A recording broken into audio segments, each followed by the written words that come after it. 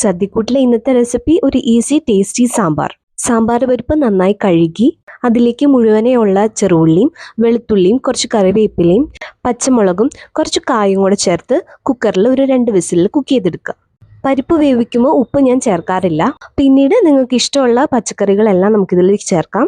ഉരുളക്കിഴങ്ങ്, carrot, beans, ചേന, കായ, കുമ്പളങ്ങ, വഴുതനങ്ങ, വെള്ളരിക്ക ഇതൊക്കെയാണ് ഞാൻ ചേർത്തിരിക്കുന്നത്.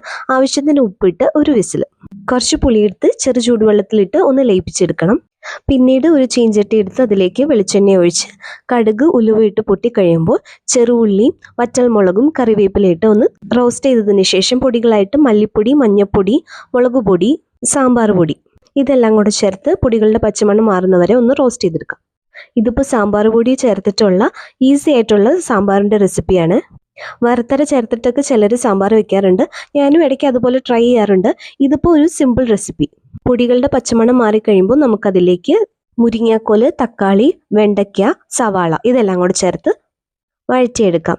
കുറച്ച് ഉപ്പും വെള്ളവും കൂടെ ചേർത്ത് ഇതെല്ലാം കൂടെ നന്നായിട്ട് മിക്സ് ചെയ്ത് തക്കാളിയും മുരിങ്ങാക്കോലും വെണ്ടയ്ക്കയൊക്കെ നന്നായിട്ട് വേവുന്നവരെ കുക്ക് ചെയ്യാം. അധികം മൂക്കാത്ത മുരിങ്ങാക്കോലായതുകൊണ്ട് എല്ലാം കൂടെ ഒരുമിച്ച് നമുക്ക് വെന്ത് കിട്ടിക്കോളും. പിന്നീട് നമ്മൾ നേരത്തെ വേവിച്ച് വെച്ചിരിക്കുന്ന പരിപ്പും പച്ചക്കറികളും എല്ലാം ഇതിലേക്ക് ചേർത്ത് കൊടുക്കാം. എല്ലാം കൂടെ നന്നായിട്ട് മിക്സ് ചെയ്തതിന് ശേഷം ആവശ്യമുണ്ടെങ്കിൽ ഉപ്പ് ചേർക്കാം. ചെറു ചൂടുവെള്ളം കൂടെ ഈ സമയത്ത് നമുക്ക് ആവശ്യത്തിനനുസരിച്ച് ചേർക്കാം. ഇത് കുറച്ച് കഴിയുമ്പോൾ നന്നായിട്ട് കുറുകി വരും. അതനുസരിച്ച് നമുക്ക് വെള്ളം ആഡ് ചെയ്ത് കൊടുക്കാം.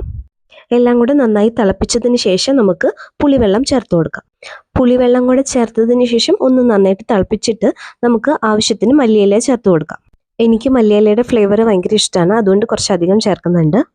മല്ലിയില ചേർത്തും ഞാൻ ഒന്ന് തിളപ്പിക്കും. ആവശ്യമുണ്ടെങ്കിൽ ഉപ്പും കായത്തിൻ്റെ പൊടിയും ചേർത്ത് കൊടുക്കാം. അങ്ങനെ നമ്മുടെ സിമ്പിൾ ആൻഡ് ടേസ്റ്റി സാമ്പാർ റെഡിയാണ്. നേരത്തെ പറഞ്ഞ പോലെ നിങ്ങൾക്ക് ഇഷ്ടമുള്ള പച്ചക്കറികൾ ആഡ് ചെയ്താൽ മതി. സാമ്പാറായാലും നമുക്ക് 2 ദിവസം മുന്നേ ഉണ്ടാക്കി വെക്കാം. 2 പാത്രത്തിലേക്ക് മാറ്റി ചൂടാറിയതിന് ശേഷം ഫ്രിഡ്ജിലെടുത്ത് വെച്ച് നമുക്ക് ആവശ്യത്തിനനുസരിച്ച് ചൂടാക്കി കഴിക്കാവുന്നതാണ്.